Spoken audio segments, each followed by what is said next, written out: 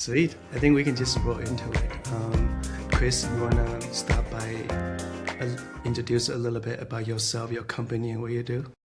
Yeah, so my name is Chris Sulia, Suglia. I run a firm called Happy Hub where we specialize in paid media and conversion rate optimization, creative strategy, content strategy, brand, basically all the things that get paid media to work. And the one thing that I always say is that we're really experts at identifying what is stopping your business from growing in terms of a marketing lens, and by being able to like pinpoint whatever that may be, whether it's your creative, your offer strategy, your website, your account Mhm. structure within Meta. Mhm. That's really allows you to really figure out the highest impact opportunities, and that's pretty much why we've had so much success in what we do, is because we've been able to just like pinpoint that and start at the highest impact opportunities instead of just kind of trying to fix everything all at once. Yeah, I love that. So it sounds like your primary bread and butter is in paid media. You got all the dials of the whole machine system done, including all the connecting parts of the landing page to the creative messaging and everything. But also sounds like you spend a lot of time also looking into uh, the bottleneck of what is stopping the process, which is a topic I'm actually really into. Chris, before we talk more, I want to like give listeners a little bit history of we used to work together. I remember back in the Yeah. old days, like I think you were sitting like behind me, right? Like we were like literally across the table. Hmm. Uh, with what's that girl's name? Sweet Ali. Ellie. Yeah, I remember she was like sitting across from us. I recently talked to a lot of old Location 3 employees, like kind of how time changed. We all kind of evolved into different stage of life. Yeah, no, it was really cool. Just all like the people that we met at Location 3, kind of like you were just saying. I think everyone is really interesting in their own way, both personally and professionally. And it's been really cool to see just how everyone's progressed over the past few years. 'Cause I think all of us have landed at different spots, but all like pretty well off in our careers. So it's really cool to see that evolution. Yeah, it's a nice crew for sure. Anyway, I want to dial back to pay media. It's a very clustered market. Everyone trying to do something differently, and not to mention the current environment. Can you maybe just dial back a little bit and zoom out a little bit? Tell me, like, what do you think truly sets you guys like separate, and then what kind of clientele do you guys focus on? Yeah, as I mentioned in my intro, I think the thing that really separates us is, I mean, partly with that whole conversion blocker thing I mentioned, just really figuring out exactly like what, or the highest impact thing that's stopping you from getting that to the next level. But I think more than that is that we're very tailored with our approach to every client that we work with. And I know a lot of marketers will say that, but we truly don't have any cookie cutter templates or formulas, if you will, on how to grow certain types of businesses. We've worked with apparel, fashion, CPG like spa care, uh, and then like service industry businesses like solar, not insurance, solar, builders, home cleaning, home services. That's what I was trying to think of saying. Oh, nice. And even with companies in the exact same vertical, like two home service companies or two fashion companies or whatever it is, they still have very unique customers. They have unique products. They have, usually unique value propositions in one way or another. And it's really important to treat those businesses as unique entities, even if they are in the same vertical. And if you did XYZ strategy for whatever other fashion company, that may not apply exactly to this other fashion company, even though they're in the same vertical and have similar products. Absolutely. So walk me through. Walk me through this. Maybe one of your care clients. So how do you work differently? So you mentioned about you guys starting everything from what is the highest impact bottleneck that maybe causing. Walk us through that. Yeah. Would it be good to talk about service industry for this? Yeah, sure. I love that. Cool.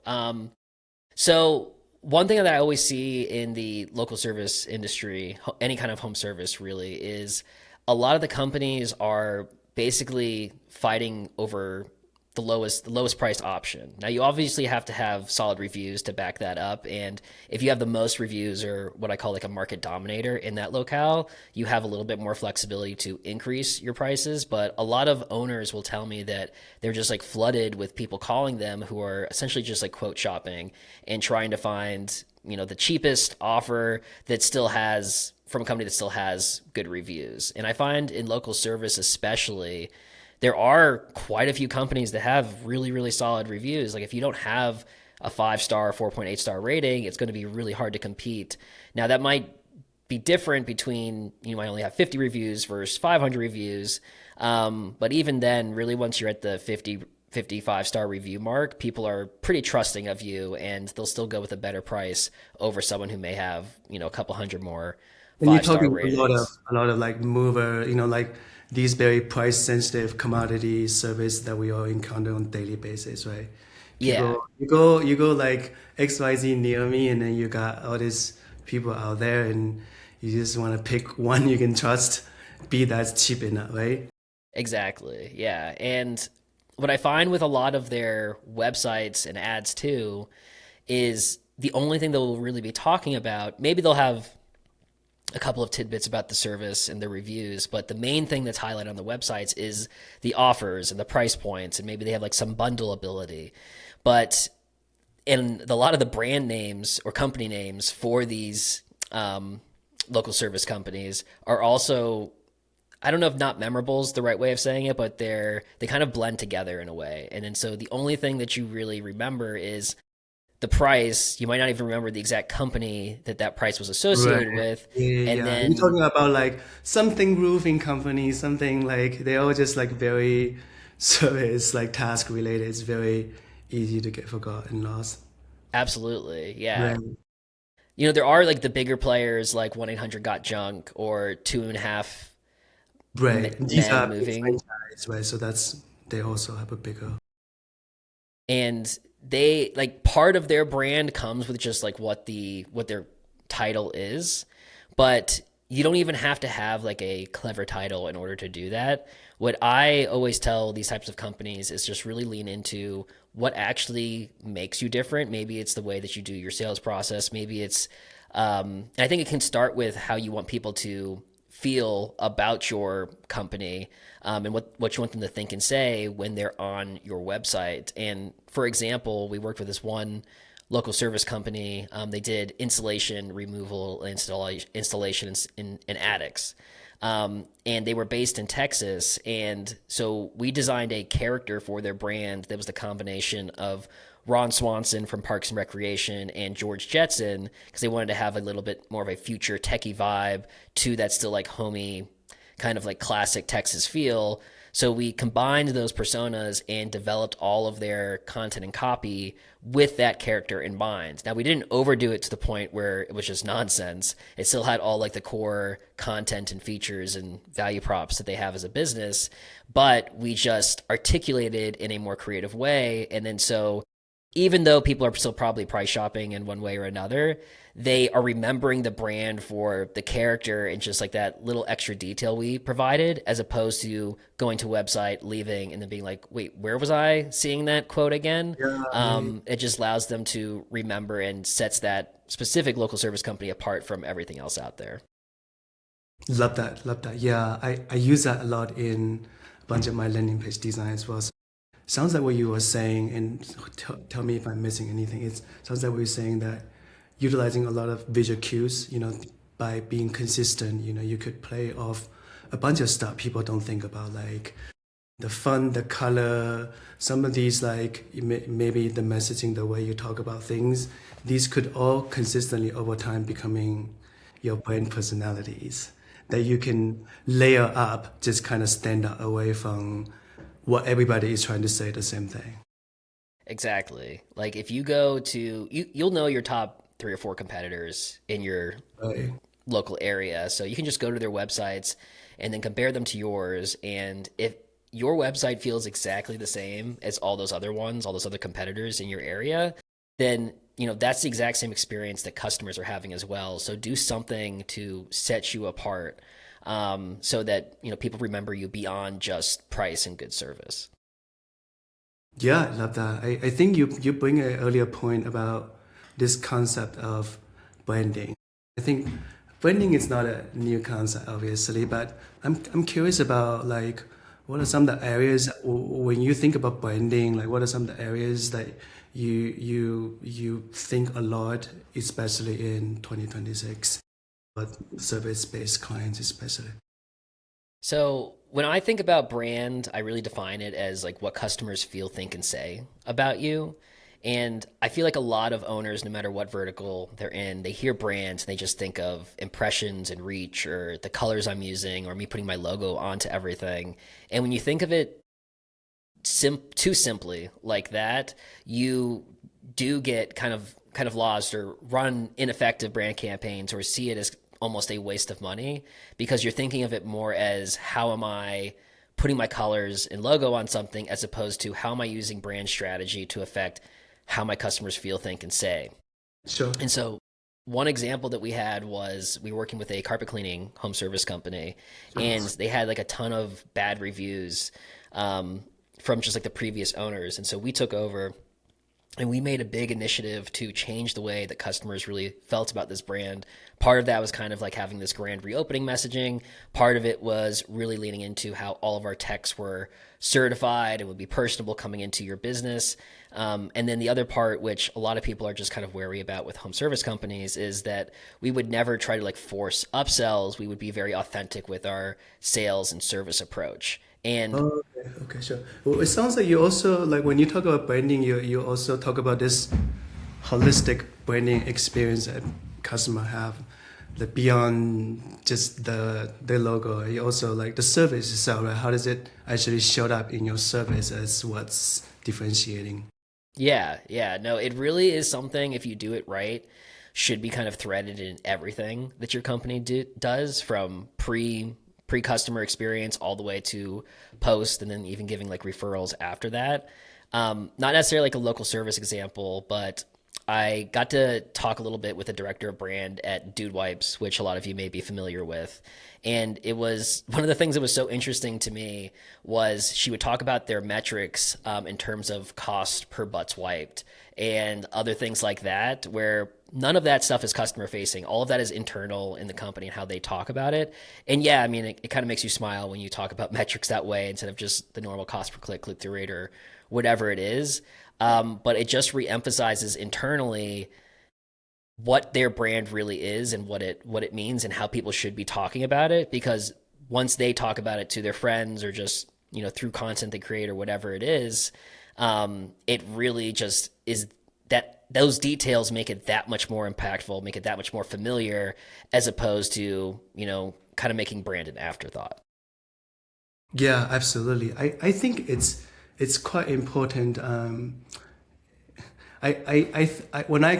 I coach my clients, I often tell them that we gotta go small. Like in the AI days, it's so easy to go mass and big and it's easy to do. You don't need to jump on that first. You need to really just go small and figure out what is it that you are providing that your customer want?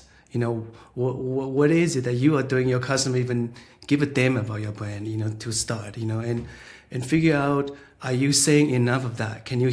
Are they actually hearing you are the one who can solve that issues? And I feel like a lot of companies are missing out that point. It's Hmm. like this sort of, to me, it's almost like you're trying to talk to someone and instead of figuring out a better thing to say, you're just trying to talk louder and screaming. Like it's like a Yeah. competition of who is getting louder out there. But, you know what I'm saying? No, But no, I. Yeah, go ahead. yeah, so one of the things I really love about what you are saying there is I'm really fascinated by it because it's like a concept that where back in the days, when you look at a lot of these like service industries, right, like big brand, Marriott, and these big brands, they really are care about this very like every touch point we would call like customer interaction points. Every touch point they would have a very optimized operation to ensure that customer have this very consistent experience, right?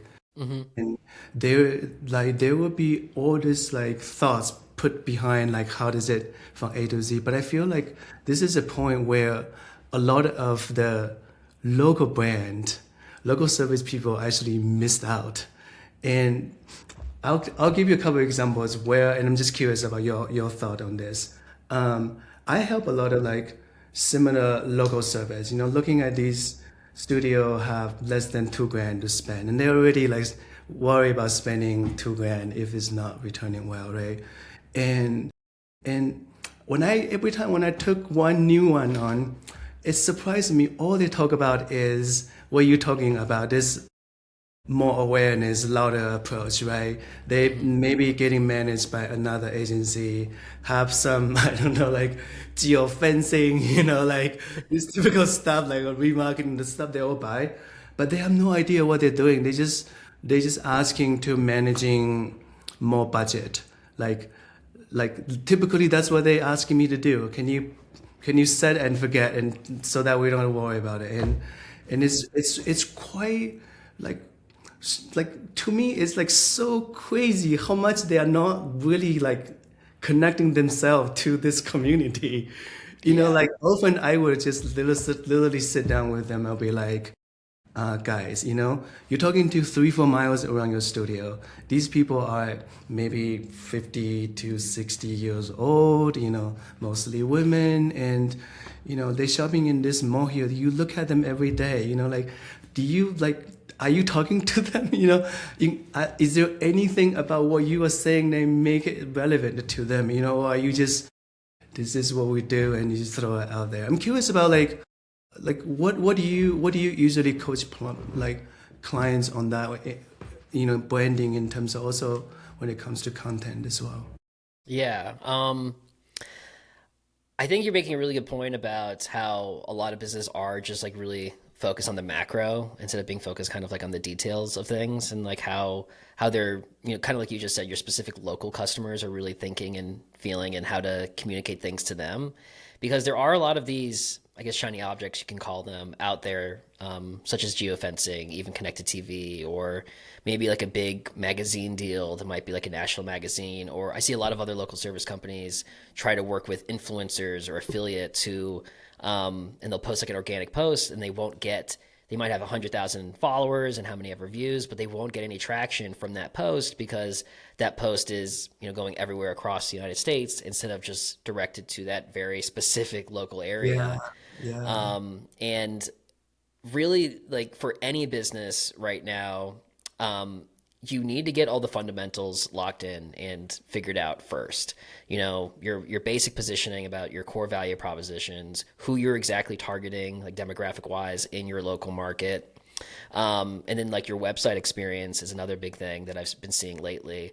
But you should never try to amplify your brand so much before you really lock in all of those fundamental pieces, because at the end of the day, no matter what strategy you're doing, and I hear a lot of owners who are saying, oh, well, Meta didn't work, so let's do YouTube. And oh, YouTube didn't work, so let's do Google Ads. And they just like jump from platform to platform, and it just like continues to not work or not work as well as it needs to make like the return on investment there.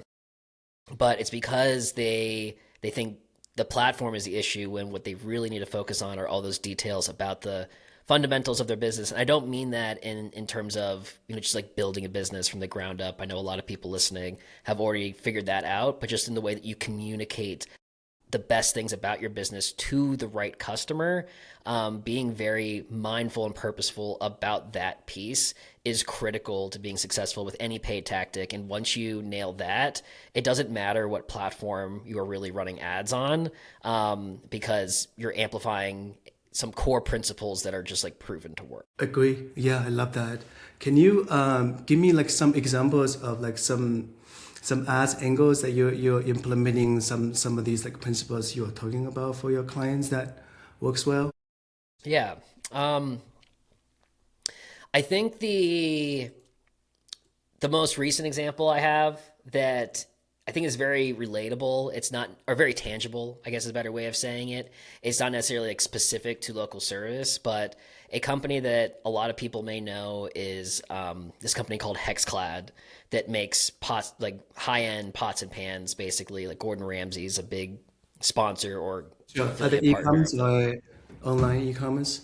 Yeah, it's like online e-commerce, and so it's like cooking equipment basically. Sure. But then they have like demographics or personas within people who like to be in the kitchen, who like to cook. There's carnivores who really care about having a certain sear on their food and on their meat. There's people who are more eco-conscious and care about the non-toxic element of the pans. And then there are people who are just, more worried about the cleanup aspect of cooking and they want something that's nonstick and easy to clean.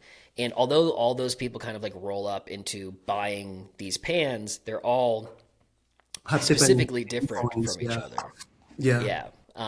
And then so just coming up with angles for each of those three things I just laid out, carnivores, non-toxic, easy to clean, non-stick, and then really focusing on that, that's how you can target those specific demographics under that kind of like umbrella of things instead of just saying, hey, do you want to buy these expensive pans? Because that's rare. Just saying something like that is rarely, if ever, going to work.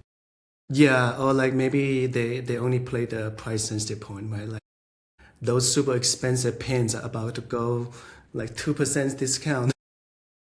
Yeah, no, that's a really good point too. I think that's kind of relatable to this whole local service piece that we're talking about in terms of everyone just mentioning their discounts and their price. If you Yeah. just have the price there but have no other context as to like what is making that price worth it, it's going to make it so much harder for people to convert. In local service, you normally have the luxury of having such a high price point that you don't need to be converting at like such a high clip. But if you do give the context and show people why your price point is so worth it and is so valuable to them instead of just having the price and discount, you'll convert so many more people at the end of the day. And then your ROI will So, just, so what kind pretty of much ads you double. guys create from those pots and pans? Is it like static video? Give me some examples of what am I experiencing here? Yeah, it's a blend of both static and video. I just talked about this on my podcast about a week or two ago, where we find a lot of owners who do just try to go all in on videos or all in on statics. And a lot of people on the internet will say that you need videos to perform well. Kind of like recently, some of that has shifted in terms of the gurus who are talking about this stuff. That statics can outperform videos, and it really isn't an either or. It's really having a nice blend and variety of both elements. I agree. Yeah. I've never seen a brand that wasn't able to get one of those styles to work. Like I've never seen a brand that only uses videos and can only use statics, but I have seen brands who haven't figured out how to create really high performing statics or haven't figured out how to create high performing videos. It really just takes time to work on whatever medium that is, and then you'll be able to figure it out. So I'll share some of my examples when it comes to uh, creatives. And I'm curious about your thoughts. And I totally agree with this hit. So like you can punch all the time. You gotta like have your like right hand hook, and then you gotta think about what is that for your business, right? And I think for local companies, it really isn't about going big. And I think I love what you were saying about what is experience of my service. And to me, when I think about that, I often think about what is this role that you are playing for the service you are providing to this community in this case. So one of my client does assisted stretch, like help you stretch. And it's like wild child of well care because it's like wellness care because it's not massage, acupuncture. Most people never heard about it, but it's super effective. So my clients comes to me and we did a lot of this screaming louder kind of approach, right? Cheaper, first one free, yeah, come check out. It's fine, but eventually you burn out, right? There's only so much you can do about that. And so for this client, what I have learned, and we go back to sort of this small is big into creative, it's like you have to be authentic and serve as a role in this community first of all. So for example, we are trying to tell people that stretch, honestly, it's critical for our life. That is the mission that we owned to the community, and we want them to know that you cannot stretch by yourself. That stretch is important. You cannot stretch by yourself. It's impossible because You think you can, but you couldn't because you will compensate. Your body will compensate whatever you're trying to do out of your range. You just couldn't do it yourself. So these are the simple things we're trying to tell people, and uh, it didn't work as well at the beginning. Hmm. And then when we started to change about our perspective about like the smallest bite, what is it in me, for me perspective, for example, that it helps people sleep. One thing that we just focus on, having trouble sleep if you are older adults, and then literally just focus on that one thing. And do you know stretch can help? Something like that. It works so much better. And I have like witnessed like, at how these little angles are working so much better than when you're trying to net so much when it's not as relevant. I don't know if you see similar like aspects of that in your clients. Yeah, absolutely. What I usually call that is a hero value proposition, basically, like the one clear thing that is going to Yeah. both be very sticky in a hook sense on paid media, but it is also just going to like define what you do and the outcome of it. And if you can roll in the pain point it's solving to it as well, that's even better.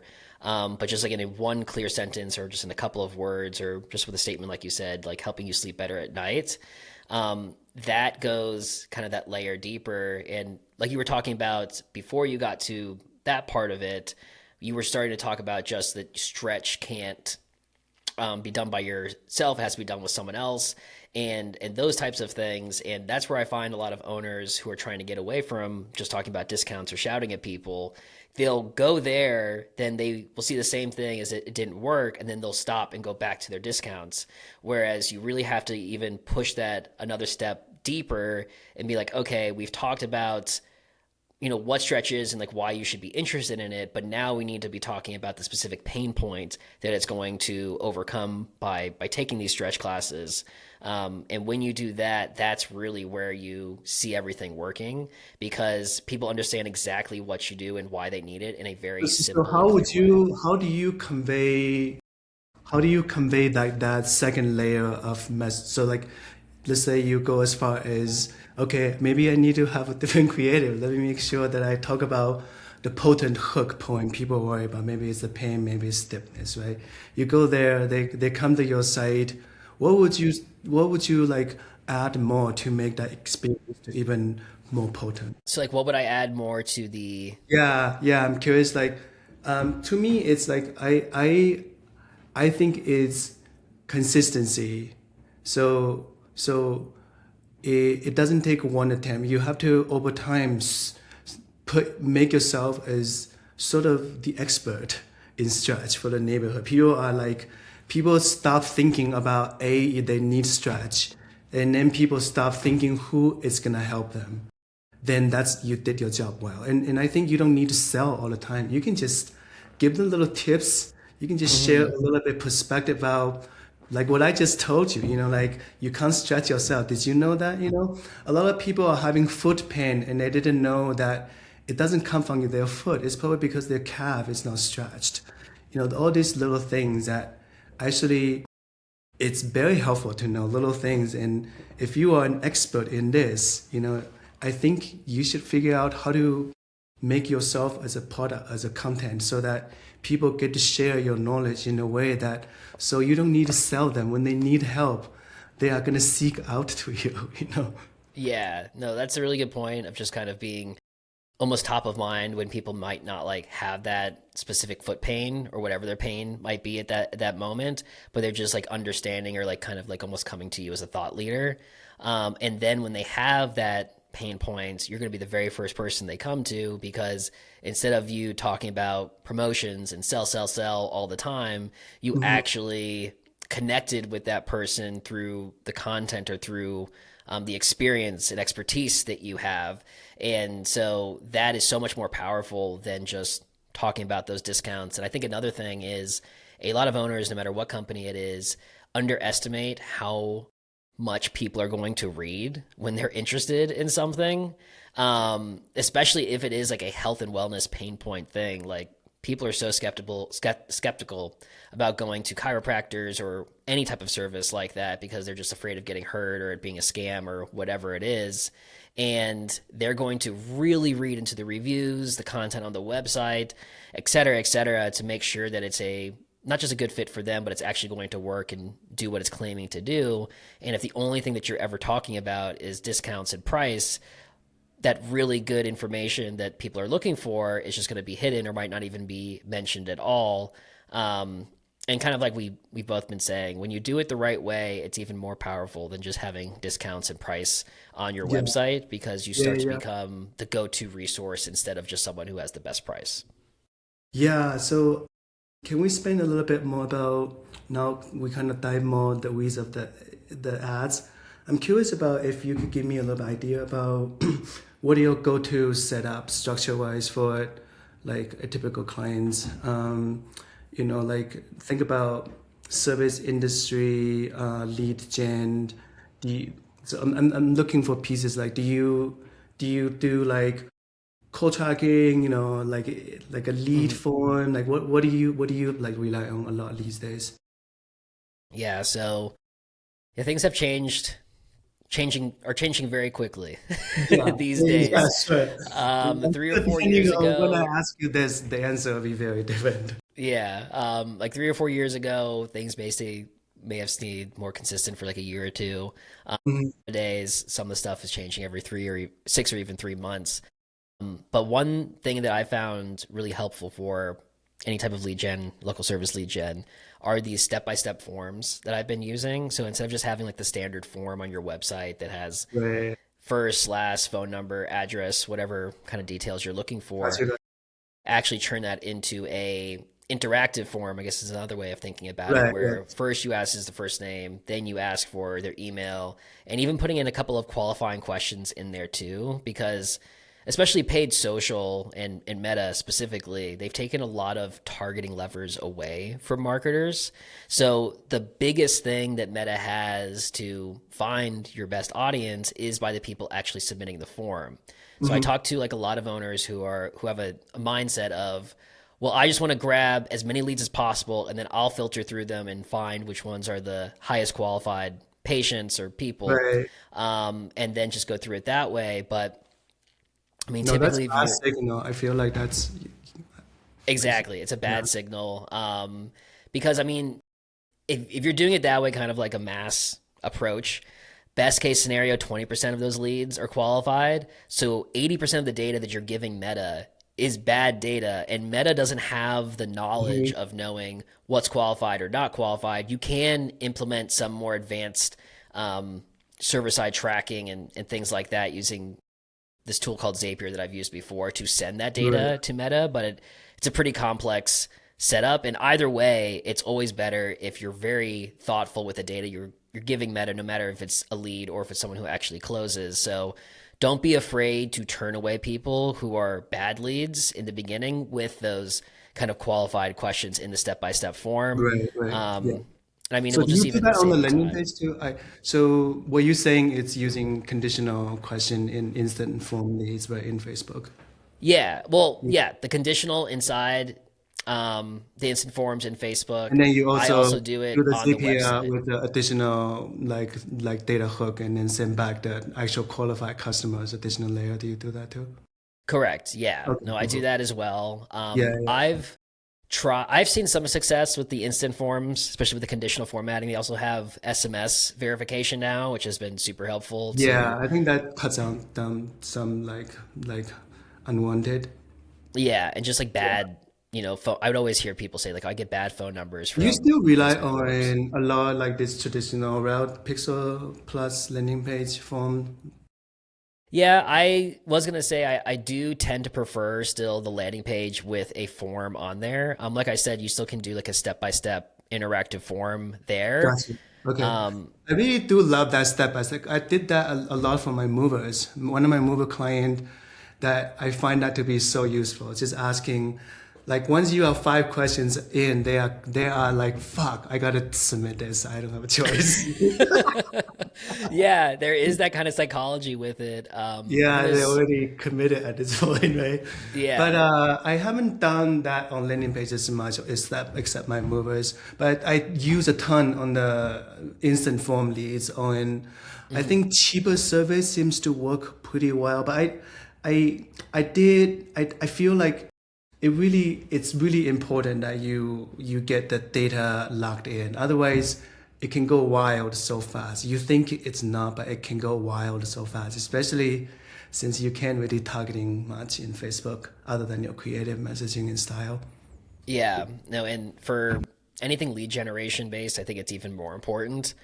Because e-commerce, you have the luxury of optimizing to a real purchase. Yeah, money. So There's yeah, no, yeah, there's whereas lead gen, you're usually just optimizing to the lead gen itself. Like you said, you can connect to the back ends, like qualified patients, people who actually close to the platforms, but even then, you have to be even more mindful and almost protective of your data for lead gen clients because there is such a slippery slope in terms of just giving Meta bad data, and then it just becomes so much harder to target the right people. and Meta love that, don't they? Right? They're like, Yeah. oh, someone leave the door open. Let me spend all your money. Exactly. And you It's don't like want to waste all your if you money. don't tell Meta what you want, Meta will gladly guess what you want and then spend the money for you. Yeah. So can we maybe very quickly talk a little bit about what do you usually like? So more like a structure side, like what do you usually go for like setup wise, and then like um, when it comes down to day-to-day management, like do you kill ad really quickly? What do you do there? Like some of those this, what do you do management wise? Like campaign structure within the ad Yeah, account. yeah, yeah. Especially for service eyes wise. hmm I tend to do the yeah, I tend to do like one campaign with a broad plus ad set, I guess is what I call it. And then I'm a little bit picky on the placements that I'll select. That's like the one thing at Really, the ad. Yeah, you will that's actually custom pick out the placement you want to go.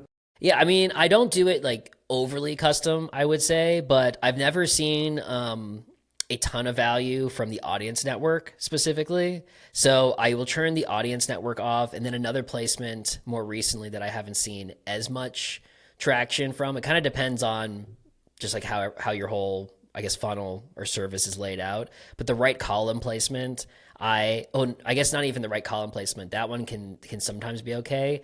But there's this other placement, I call it a sneaky placement. It's called ads on Facebook Reels. And it sounds like it's a great placement because who doesn't want to be on Reels? But if I'm sure like most of you have seen them if you've been on Facebook Reels or Instagram Reels, like there's kind of like this little horizontal block that pops up at the bottom of a reel, and that reel can have nothing to do with your product or brand. It's just like more often an organic content piece, and then your ad pops up extremely small on the bottom, and it's you can't even see the video or image really, and you really can't even see like the full headline. It's more of it's almost annoying to people who are just watching that content and they're really just trying to exit out of it. But Meta will count that as a view through conversion a lot of the times because they saw your ad on that content piece, even though that ad had nothing to do with actually convincing them to come over the line or become a customer or like fill out a lead form, whatever it is. So that placement, ads on Facebook Reels, and the audience network, I typically turn off. All the other ones though are fine to leave on. That is pretty good about shifting budget to the best placements aside from those ones as it sees fit.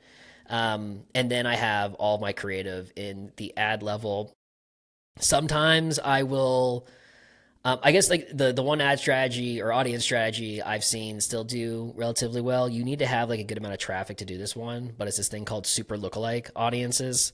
So I'll kind of like stack 3, 4, or even 5 lookalike audiences based off of their Facebook or Instagram engagement, people who are watching 75% of the videos, people who are Right. on the website for a certain amount of time, and then obviously like lead generation and then qualified Right. leads and that So sort you of. have some base, strong base you would want to clone that audience Yeah. through.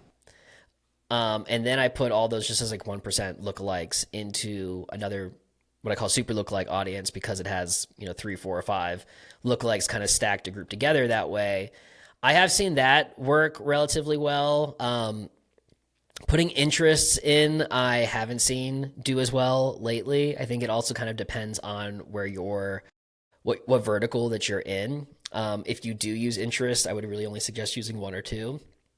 But the reason why, Usually just leave it as clean as possible. I honestly, yeah, I feel like it's just let the machine decide. Who cares? It's well, sometimes like I feel like some areas I think is bad to spend, but it didn't spend a lot, and so it's not a big deal. And then mhm. for some of it, even though it didn't spend a lot for some reason, the return wasn't bad either. So sometimes I'm always feel like some of these decisions, I feel like the system can make pretty well. If it's not good, they're not gonna keep spending it. That's always kind of my idea, and I always feel like as a marketer, my job should be about the messaging. Like if someone sees this on their like the most like the most what do you call the output that this whole thing creates, right? They're sitting on a toilet scrolling in that moment, they're looking at your ads. Are you talking to them correctly the way you wanted it? I feel like that's the best we can do. But outside that, everything really like I love the idea of a placement. I'm gonna test it out, but I always tend to like just leave it open. Just if it's the right way, it's a good way to also testing your messaging a little bit more, and then I move it a little bit more curated environment. Yeah, I honestly completely agree with you. Those like two, I guess, audience tactics I was talking through are things that I have seen here and there work to a degree, but I 100% agree that it's not something that you should be spending a lot of your time on. You Mhm. absolutely can get things to work just with a clean, broad audience, not putting any interest or custom audiences within that ad set. And like you said, just putting all of your time into focusing on the message and what you're actually showing and saying to people, Yeah, I think because that is what's most important. And that's why Meta, one of the reasons at least, why Meta has shifted towards removing all of those levers at the audience level and really pushing everything to creatives and new targeting and everything that you hear like that, because they want advertisers to focus on what we're actually showing and saying to people as opposed to just like picking the best interest within the ad set. So yeah, no, I totally agree where you're coming from there. love that, love that. We cover a lot of really great stuff. I want to maybe just kind of zoom out a little bit. In this show, Hack Your Metrics, we often talk a little bit about something as a growth performer, you and I. What metrics are you like hugging these days, and what are some of the things that you really pay attention to that you didn't before? One of my favorite metrics recently is marketing efficiency ratio. So it's your overall revenue divided by your total marketing expenses. And I usually try to roll in my fees into that ad spend marketing expenses as well, instead of just doing revenue divided by ad spend. Because sometimes I feel like you can you can like present something to the owner that sounds a lot better than it might be once you roll in all the other kind of overhead costs into that. Mhm. And it's kind of like a more or less basic formula, but you should that gives you a better read on actually how your marketing performance is doing, as opposed to just having a cost per lead metric. I guess other things that are more specific to lead generation business is amount of qualified leads or post lead to conversion rate. Sorry, one sec.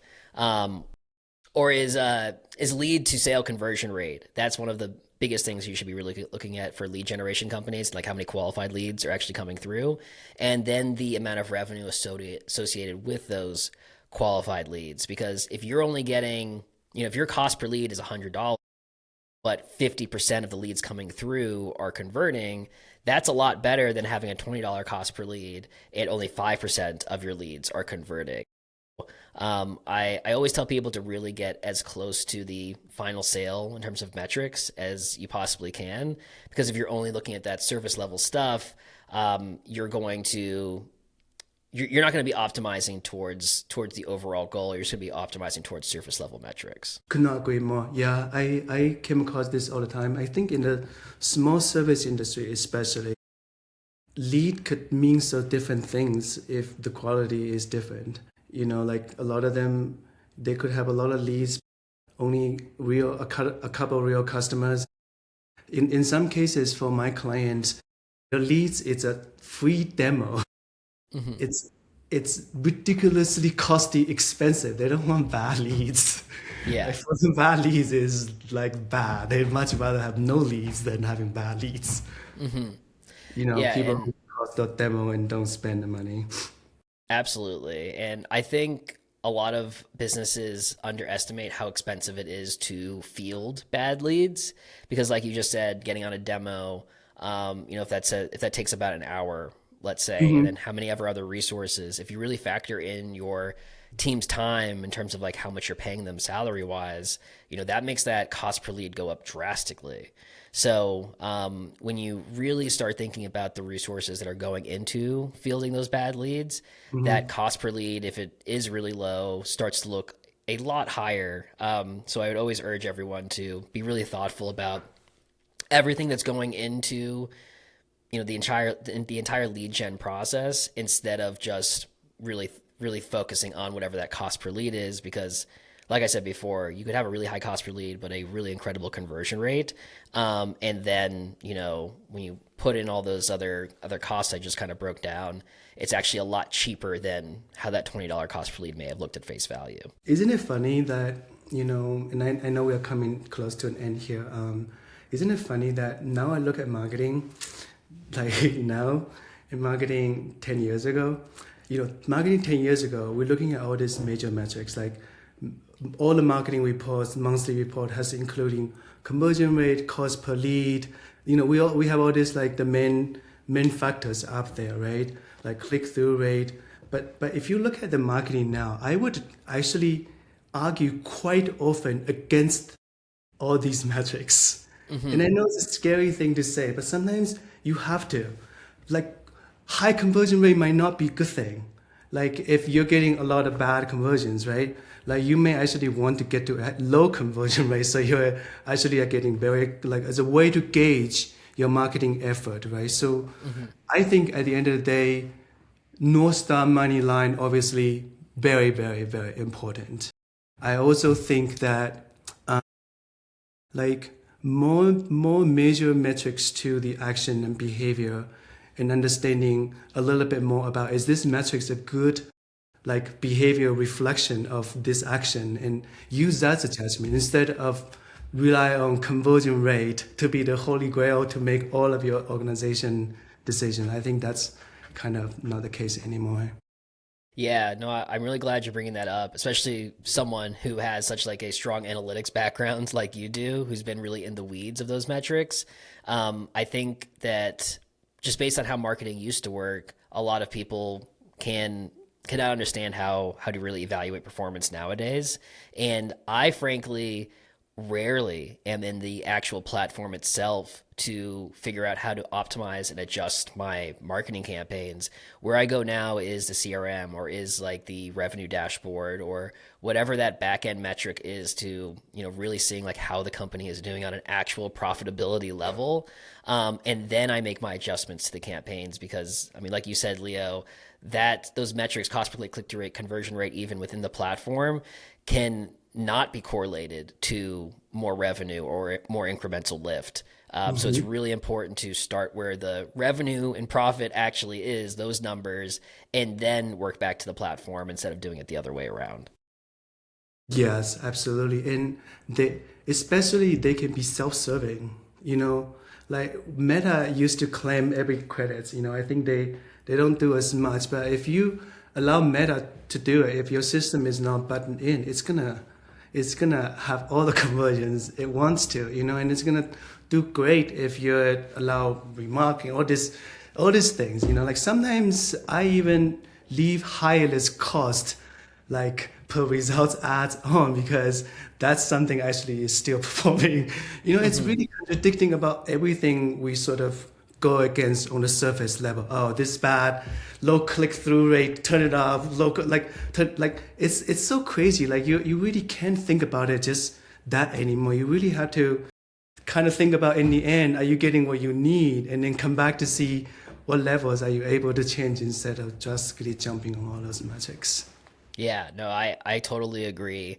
It's really, really important to lift your head out of the platforms and just look at really what matters for your business and not just get caught up with, oh, this click through rate is really good or this cost per click isn't really good and making your decisions off of that because kind of like I think you were getting at, a lot of that stuff is almost estimated in a way. If you're going to add up your conversions from, like if you're running multiple platforms, you add up your conversions from Meta and Google and wherever else, like that number will often be higher than what your kind of like back end CRM or revenue metric is.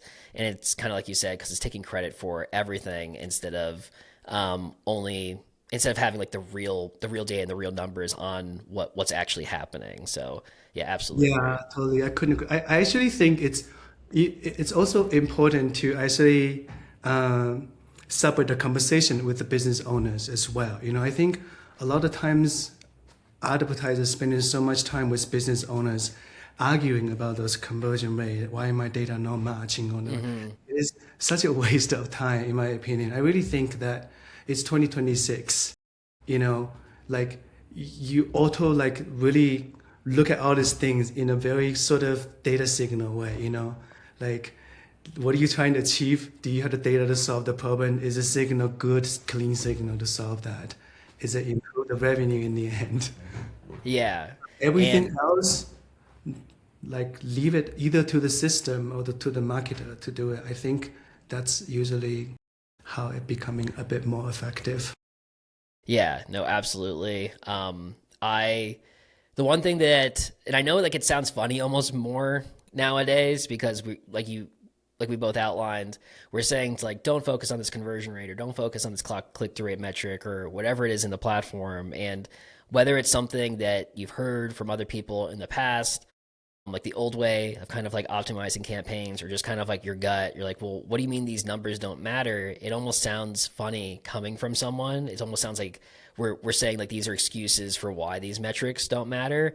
But like the reality is us doing the research ourselves, the data research ourselves first and foremost of actually going into the CRM or going into the revenue platform, whatever it is, and then pushing back against these clients of saying like, no, those aren't the metrics you need to focus on takes so much more time and effort than just Oh saying, my gosh, yes. oh, yeah, like, well, you're right. We'll like focus on the conversion rate or focus on getting the click through rate up or whatever it is. Yeah. So, it's not doing me any favors by pushing back against that stuff. People who are doing that are actually have your owner's best interest in mind because they're willing to spend more time on not just educating, but all the extra research and analysis that goes into actually getting those accurate numbers. So yeah, like whenever you hear those things, it should be less of, wait, this sounds funny, and more like, wait, they're doing a lot of extra work to try to prove this to me. It must mean that it's important. I see, I see. I actually find it that it's it's quite helpful, and I love what you're saying there. It's quite helpful to get access to the CRM, get access to the revenue data, and once you pull that up, and then you say, look, I agree, lead is more expensive. Yes, CVC is higher. Oh, yes, CTR is lower. Who knows why? Oh, and conversion rate terrible. I agree. And we also had some bad ads, maybe the way you think, but we made more money, right? Like you just made like one of my clients was so unhappy about every metric she saw on Facebook. I just launched some tests and stuff. And I know she's gonna come back to me, and she did. But she had 45% more revenue that month. And I was just really just let her do her. I just let her do her thing, and then I just said that, look, we really had 45% more revenue. And you know what this means? You didn't spend more. You actually spend less. All these metrics are terrible, terrible, terrible. But look, 45% more revenue. Like, do you want less of this happening, or you want these metrics to look good? and then I have no idea. It's like, have you ever had clients tell you like, how can I improve like Google's like like the score on the ads, like all mine looks terrible, like how can you improve that? I'm like, what? Who are you trying to please here? Yeah, yeah. No, I do find people like over prioritize on things like that, especially things like optimization score within the platform, because they just, I guess, want everything to be green. And you understand from just a like, I guess, logical perspective. Yeah, I mean, we do want as humans everything to be green, or just like people who are analyzing data. But like you just said, if those numbers are not correlated to actual revenue, and as you and I know, being in the platforms as for as much as we have, a lot of that stuff is just Meta or Google trying to get you to spend more, or trying to like get you to invest in their new AI technology that like really doesn't actually work for business owners, or Right? They getting need actual training. revenue. They need training, right? Yeah. And a lot of owners don't have that insight. And so they think, oh, if everything's not going up, that means there's areas to improve. But honestly, a lot of the time, that's not what that means at all. Especially if your revenue is going into the right direction. That's really the only thing that you should care about. Now, you should never get complacent with being like, oh, okay, we're good. We're just never going to test anything again, and we're never going to try anything new. But you don't have to be so focused on getting every single metric into the green in some way. Really, all you need to focus on is your revenue moving in the right direction. And if that means whatever metrics look bad or are red on the dashboard, that's okay. It's much better to be in that world than it is to be, all those vanity metrics almost being in the green, and then your revenue keeps falling. Um, yeah, that's a place that no owner wants to be. Dude, I love you also on this side. I think more and more marketers need to feel comfortable about, linking ownership, accountability of what they are doing does have value. You just gotta look at the money side and don't get lost in those metrics. Well, Chris, with that, I do want to call an end to this episode. You are amazing. I think I can talk to you for hours. I appreciate your input as always. Yeah, no, thank you so much, Leo, for having me on. This was awesome. It was really fun.